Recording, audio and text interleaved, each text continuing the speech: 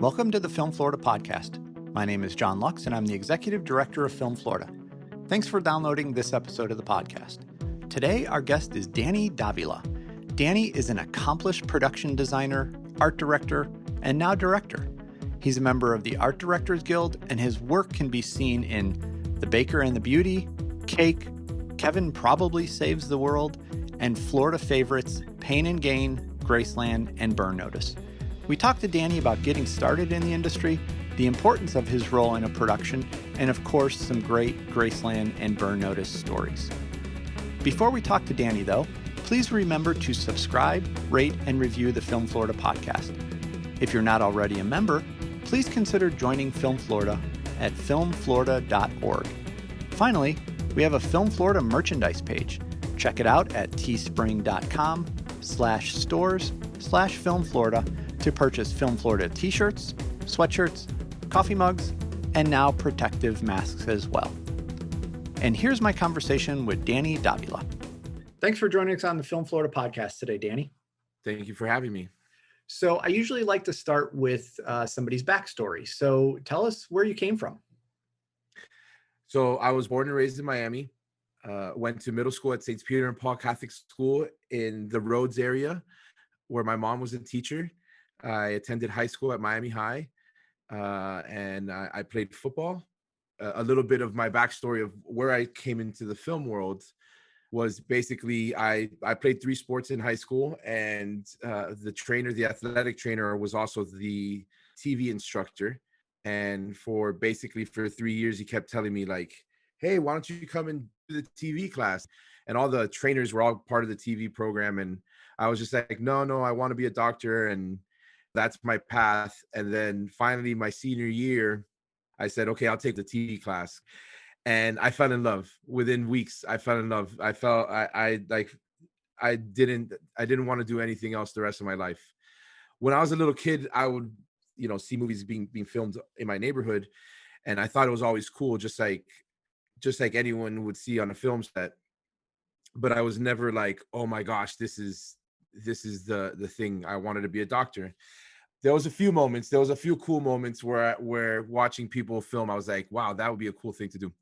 But yeah, so most of it was, doctor driven in high school. And then when I joined the TV production class, I gave everything up and I just started doing that. Then my senior year, starting in January, there was a thing, there's a race around the world called the Volvo Ocean Race. It's a race around the world that goes every 4 years. So there was a stop in Miami that year, my senior year in high school, and I did a small documentary about it.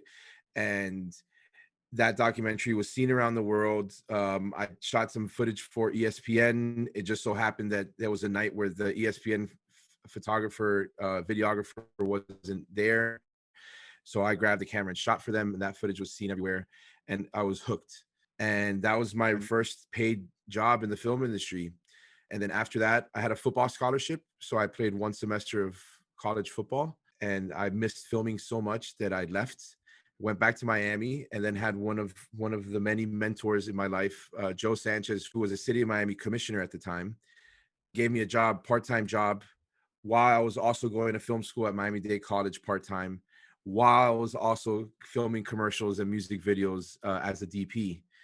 And I stayed in that role for 4 years, doing all those 3 things and building my resume as a director of photography.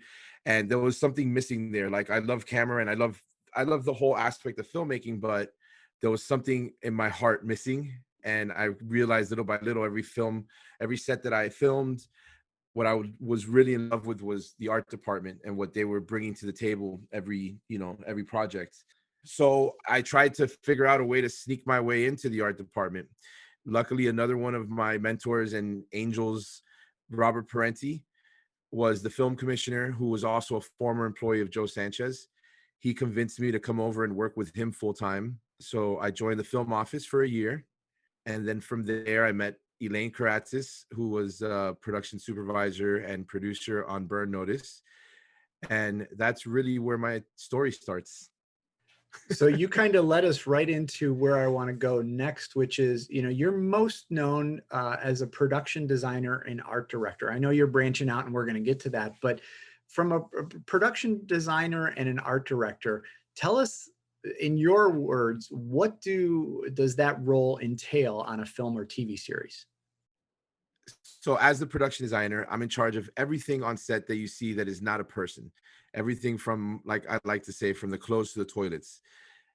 It's literally you are the head visionary of the words on the script and making that world come to life. Obviously, that is layered, and obviously there are people that you answer to. On a big feature, it's always the director. On big TV, it's the showrunner and the producing director, from a creative standpoint. But at the end of the day, you get a script and you have to create that world, and it's your vision at that point on. Most of the time, whether it's a feature or a TV show, you're driving that train, you're running the creative, and then you start working with the director of photography, with lighting and camera angles, and the director, and asking them what they want to film and how they want to film it, and how you create your environment for them. So, as you kind of mentioned, being a production designer or art director isn't always the headline grabber on a set. So, how did you find your way into that specific part of the industry? Because you said you did a lot of things prior to kind of your big break getting on Burn Notice, but what drove you specifically to that? It was literally when I was shooting other things, like doing commercials and music videos and other small projects, and whatever I could get my hands on, anything that had a camera involved, I would shoot it. And for me, it became kind of a routine with the filming. Obviously, cinematography, there's nothing routine about cinematography, but lugging the same cameras around and the equipment and the lighting and like the 3-point lighting setup, and like it was just it became, I wanted more. I wanted something different. And what I would notice is that the art department would always bring something different. So whether my lighting scheme stayed the same, they were changing the environment for me. And that's what I fell in love with. That's what I kept, like, my eye when I was shooting and I was looking behind a monitor. That's what I kept refocusing my attention and my eye on. So really, it was like a natural. Burn Notice was the natural segue into the art department, because I knew I wanted to do art department. But even when they hired me, they knew that I was a cinematographer and I was a director of photography. They just thought that this was like kind of a stop on my journey, and they didn't really realize that this was kind of my end goal. So I really just used it as my advantage when I joined the Burn Notice team. Now, I listened to a podcast a little while back where they talked about the difference between a production designer and a prop master. And I thought it was a really interesting distinction. So, talk about the differences between those roles and how you work with a prop master in your role. The prop master is in charge of everything and anything the actors touch. So that's a lot. That's a lot of things. I like to bridge the gap between them and other departments, but also we work closely to complete, intricate props and builds. Prop masters have so many specialties that I can't do myself. They need to know about all sorts of weapons and gadgets and tools. And when it's a period piece, they're in charge of finding the appropriate hand props for that time period. It involves a lot of research and detail, and and a lot of online purchases. But truthfully, they are like the colonel in charge of anything that an actor touches. So depending on the project, I might also be the prop master, although it's been a very long time. But there are projects where the production designer is all the things. There are projects where the production designer is the set decorator and the art director and the prop master and the construction coordinator. So it's important in my role to know what all those things do, mostly so I could service each department not only with a vision and to give them what my vision is, but also circle back around. And when they riff off of my vision, how do I help them? Right. So I say, hey, make it look like this. And then they come back to me and said, I made it look like this, but I also have this idea. And then you say, how can I help? Oh, what do you need? Do you need a label? Do you need a graphic? Do you need construction to build you something? So we kind of merge all of the departments that I run to make everybody in sync. So, Danny, I want to talk about your time on Burn Notice and Graceland a little bit, since those are such important television series for Florida. Let's start with Burn Notice. It's the longest television series ever filmed in Florida, and at one point was the #1 drama on cable television. Take us wherever you want to go with your time on Burn Notice, and tell us what it was like working on the series. Um, First, I'd like to say that without a couple people, it wouldn't be possible for me to be on Burn Notice or where I am right now. I mean, many people. First, Robert Parenti, who's not with us anymore, but Robert introduced me to the Burn Notice people. And one of those people was Elaine Kratis. He snuck me into their worlds by offering my services to EK. Basically, he was like, this was season 1, and I was the film permit coordinator for the city of Miami, and officially working in the city of Miami. But he kept trying to push me over to their worlds. So he would say, Burn Notice was filmed in a city building, and he would say, Danny's not doing anything this weekend. He could install the cable for you guys. So I found myself on weekends, like, installing cable for the Burn Notice crew, on my own time. And it was just stuff that, like, I just wanted to be part of their world.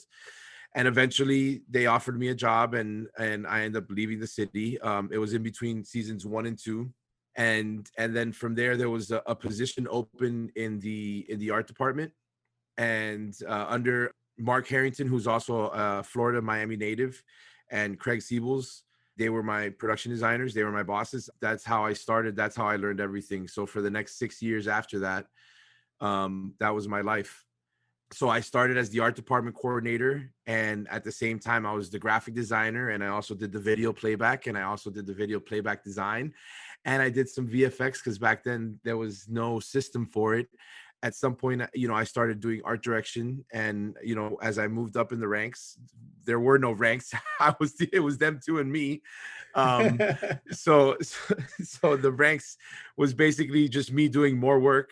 But yeah, it was the great thing about Burn Notice for me was there was no consequences. There was no expectations. Burn Notice was fast. It was furious. It was a huge show that we shot in 7 days, and there was massive explosions and all sorts of action. And really, there wasn't a need for nuance, right? So anything that I would create was a plus. Anything that I would bring to the table was, all right, cool, that's cool. So, but the other thing is, like, I would come up with ideas and say, oh, wouldn't it be cool if somebody could do this? And then they would say, great, figure it out. And I'm like, but no, I don't know how to do that. And they would say, but nobody else does. So if you want to do it, figure it out. And there was no consequences. If I failed, then it didn't show up on screen. And if I succeeded, then everyone was like, wow, that's cool. So it was a very nurturing environment, to say the least. There was no pressure to succeed other than doing my job.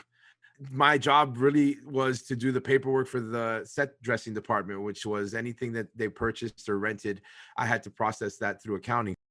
I want to tell a couple stories about Burn Notice. First, which I will go back to the set dressing portion in a second. First was the first thing I ever did was season 2, or first video graphic that I ever did. It was a thumbprint scanner, and special effects designed and built a device where you could put your thumb on, and there was an LED that was always lit. And I said, wouldn't it be cool if you could put an iPhone in like some kind of slot, and like if you press play, then it just looks like a thumb is getting scanned. And they told me, awesome, do it. And I was like, I don't know how to do that. Like, I had no idea how to do that. And they said, well, but now you gave the idea and we love it, so now you have to figure it out. So I think I went on eBay and found a $10 remote for the iPhone that probably shouldn't have worked. And I put that on the iPhone. I literally broke a pen and put ink on my thumb and put it on a piece of paper and scanned that, and then put that in Photoshop. And then in Final Cut Pro, no After Effects, no Premiere, no motion graphic. I just did it in Final Cut because that's the only thing I knew. I put a red line going across the thumb, and I exported it, and I put it on the phone, and I pressed pause. And as the actor came in and he put his thumb on the scanner, I pressed play on the little remote standing right behind camera, and it worked. And it was amazing. And like, for me, it was amazing. I mean, nobody, in the grand scheme of things, nobody really cared about what this thing looked like. But for me, it was such a win that it gave me so much energy to do more cool things like that.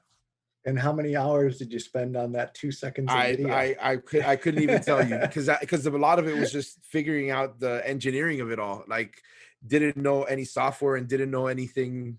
So it was just basically just figuring out motion graphics. And oddly enough, for the good majority of Burn Notice, a lot of my motion graphics, as I learned After Effects and I learned other motion graphic programs, Director and Flash, a good majority of the motion graphics that I created on that show were based in Final Cut Pro, because that's all I needed was a lot of basically doing gradients and kind of movie magic within frames and making non-motion into fake motion, really. And I got really good at that, doing it with Final Cut. So it got me to a point that I didn't even want to use other apps anymore. And then eventually Final Cut went away, Final Cut 7 went away, and then I had to move on for real. So another story is season 2, Bruce Campbell's character, Sam, they were in Michael's loft and they were going through some surveillance footage. And so I showed the video to Bruce and he said, well, I have no control. So I basically had edited something together, the surveillance, all the building beats of what the dialogue. And I timed it out as to what I thought the way Bruce would act it out. And he said, no, I want control of this. I want to be able to say how I say and when I say it. Had no idea how to do steps, right? I had no idea how to click to the next scene. So I basically just did it in Final Cut, left the window super big, the timeline window, and left the sequence open in my laptop with a cable up to his monitor. So in that sequence, like, you don't see the window of Final Cut, but basically the motion graphic was Final Cut, a sequence in Final Cut. And that's not even the cool thing, the crazy part of that story. So I'm literally underneath a desk, like underneath Bruce Campbell operating this, and I have an earpiece listening to his dialogue, but I could hear him. He's literally right above me. And every time we had, we cut, I had 2 other laptops with me. One of the laptops, going back to the set dressing accounting work, which was my real job. On one laptop, I was processing petty cash envelopes and purchase orders. And then on the other laptop, I was rendering other video graphics and other motion graphics for tomorrow's work. So at that moment, I had 3 laptops and I was doing 3 different jobs, sitting underneath Bruce Campbell under a desk. And that was basically Burn Notice for me for the entire run. I was doing 20 jobs all at the same time.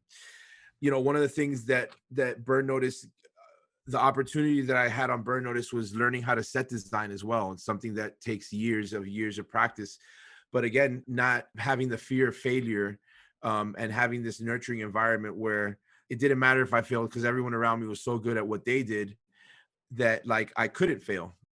It actually, some of those stories actually remind me when people ask me for career advice, I always tell them my best career advice is to be at the right place at the right time, and then don't screw it up. Absolutely. And then have people around you that support you, like, and even if they don't support you, figure out a way to win the people that don't support you over, right? So that ends up supporting you. For example, one of the people is actually, he's my art director now, and I never had to win him over. He would just support me always. But he's actually my art director now. He was our general foreman back then on Burn Notice. And when I would start learning how to do design sets, I would basically trace over by hand the hand drawings of my bosses. And then I learned how to do that in computer because I was better on the computer than drawing by hand. So I would come to Rex and I would give him a drawing and I would say, oh, here you go, Rex. Here's the drawing. And he would look at it and he would crumble it up and he would throw it on the floor and he would say, I already built it. So he would say, oh, that set that's right behind me that I already built? Yeah, I don't need your drawing. I already did it. So it taught me how to go faster and how to do better and how to give him exactly what he needed to do the builds. But yeah, ultimately, like, so, Burn Notice was the proving grounds for me. And I will say, I'm going to get emotional again because I'm a very emotional person, but there will never in my lifetime be a show like Burn Notice for me. Mostly because I had the opportunity to drive from my childhood home where I was born and raised, past the hospital that I was born in, on a 7-minute commute to work for 6 years. And it was the #1 show. And like, it was it was my hood. It was my neighborhood. Everything about it was just, it felt like I was home. So everything about that show, it was being in the right place at the right time, but I was gifted the opportunity to just learn and grow. Danny, it means a lot that you were able to share those stories. I appreciate the emotion. I really do, because I can feel how much it meant to you. And then you went on shortly after Burn Notice into Graceland. So do you have any fun stories you want to share from that Absolutely. series? Yeah. Right. So 7 years on Burn Notice, six being on the, production side, and 1 year on the city side doing the permitting, led to 2 years on Graceland. In between seasons of Burn Notice, I did all sorts of other projects. As I learned and I grew, I started art directing for projects that would come into town, pilots that would come into town. Great projects, but they weren't my baby, Burn Notice. Also, in between seasons of Burn Notice, I was tasked by the studio, which was Fox at the time, to go to a couple different productions. And I was specializing also in rear screen projection.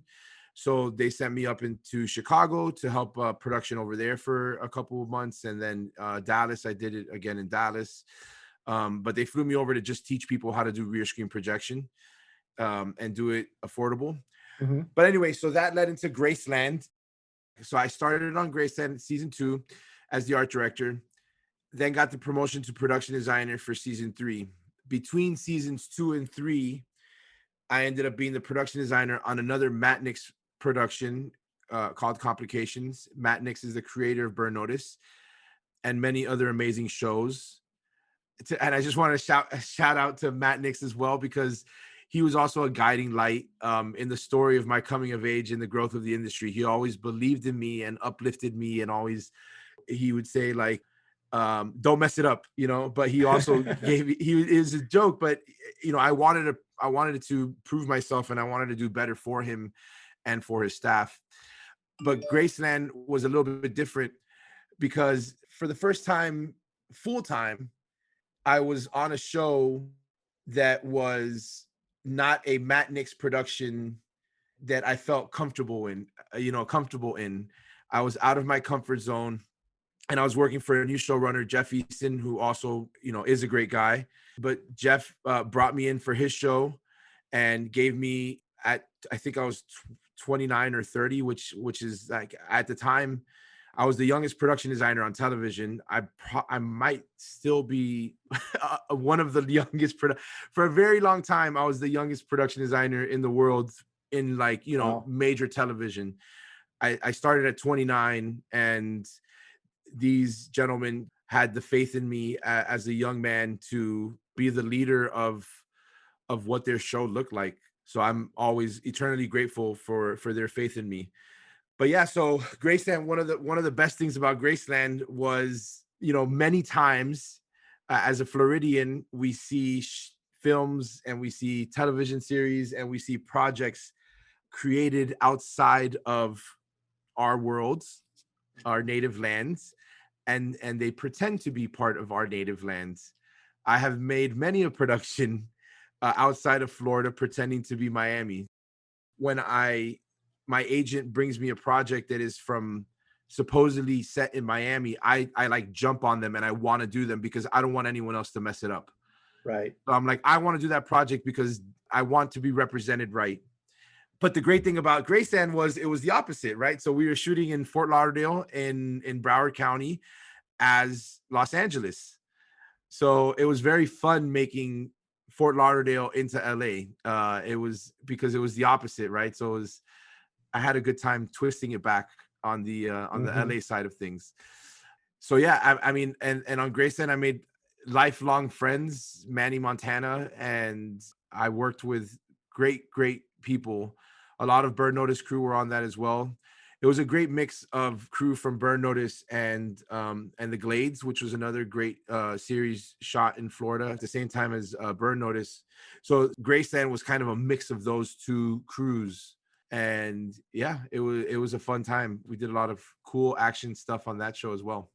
And from the department of It's a Small World, one of the lead actors in that, Daniel Sonata, went to my high school and graduated with my brother. He was 2 years older than me, so it was interesting seeing an old high school person, on screen here in Florida doing a show, of course, about Yeah. California. Yeah, no, and he was also great. I mean, the cast ensemble on that, just like Burn Notice, they were great.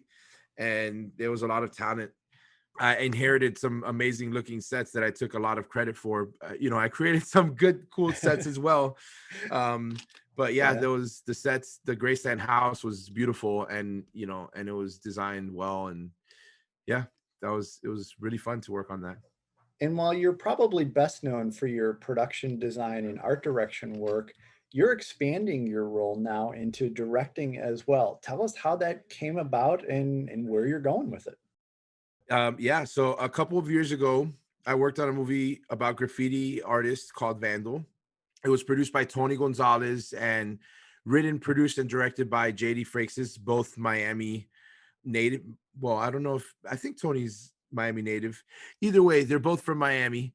And the movie was all about graffiti artists in Miami. And after that experience, I was approached to do a project called Rifa. It was based on the true story about Israel Hernandez. At the time, I was already committed to a few other projects, and I was in the middle of something right when they were going to go into pre-production, and then I had like a few weeks off, and then I had to go on another production. So I couldn't fully commit to Rifa, but one of my mentors, Mark Harrington, and one of the producers on Rifa, Mark Pulaski, they devised a plan to suck me in to help. So their pitch to EK from Burn Notice, who was the producer, Mhm. and writer, producer, director Jessica Dornbush. This was her story. This was her baby for years. They pitched to them that if they would give me all the second unit work and made me the second unit director, that I would probably refocus some of my energy towards the project. And so they pitched it to me and they offered it to me, and it worked. Truth be told, I was probably gonna do I was probably gonna do all of the work that I did on it anyway. Okay. But it was just like a nice little incentive. When I saw the story of Israel, I had known about Israel, but I knew about it just like anyone else knew from the news. When I got into the project and when they showed me his art and when I really started understanding who Israel was as a human, I really did want to be part of it. And then, like, I had the honor of meeting his parents, and we collected all of his artwork that they had. And through my good friend and left hand man, Rex is my right hand man, my art director, and Albert, my graphic designer, is my left hand man. Then I go everywhere with them. So Albert Rodriguez, he took Rifa's artwork and he recreated it for the film, and he recreated it in many different forms. And Albert's an amazing artist in his own right.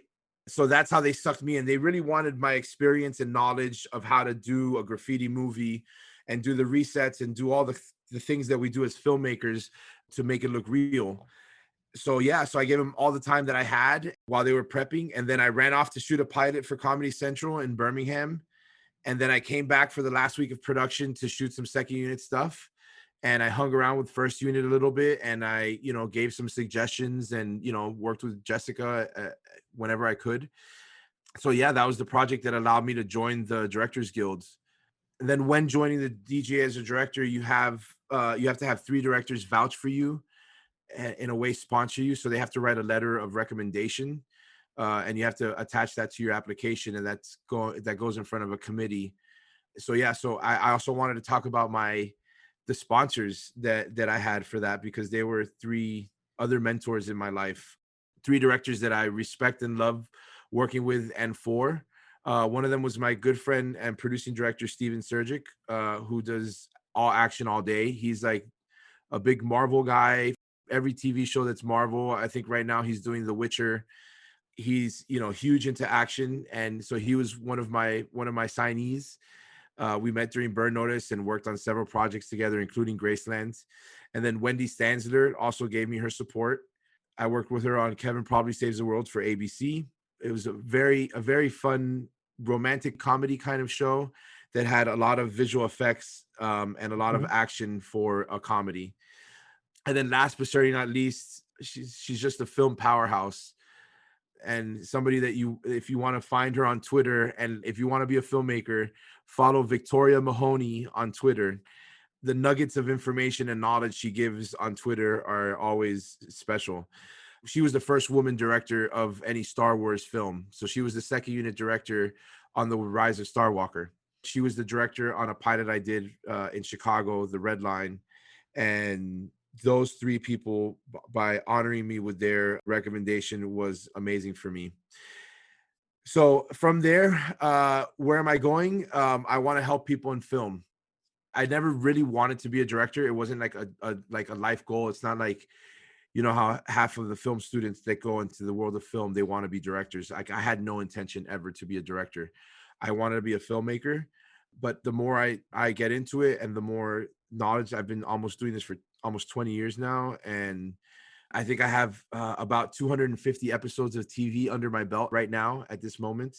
And in those 250 episodes of TV, one thing that I've learned is that a director who has strong leadership and is swift in their decision-making and has an open door policy for creative and is a support system as much as a leader, it goes a long way for the crew. And that's what I want to do ultimately. I try to do that as a designer, but I want to do that at the capacity of directing as well. So yeah, I mean, that's where it's going. I want to keep doing TV and directing whenever I can, and production designing whenever I can. I'm just a student of film. I really like doing all the jobs. I always say to everybody, I could do your job, but it's because I really want to learn how to do their job, and I try and I practice, and I could step in any way, except for carpenters. I can't do their job. I could do their job, but I could do a terrible job.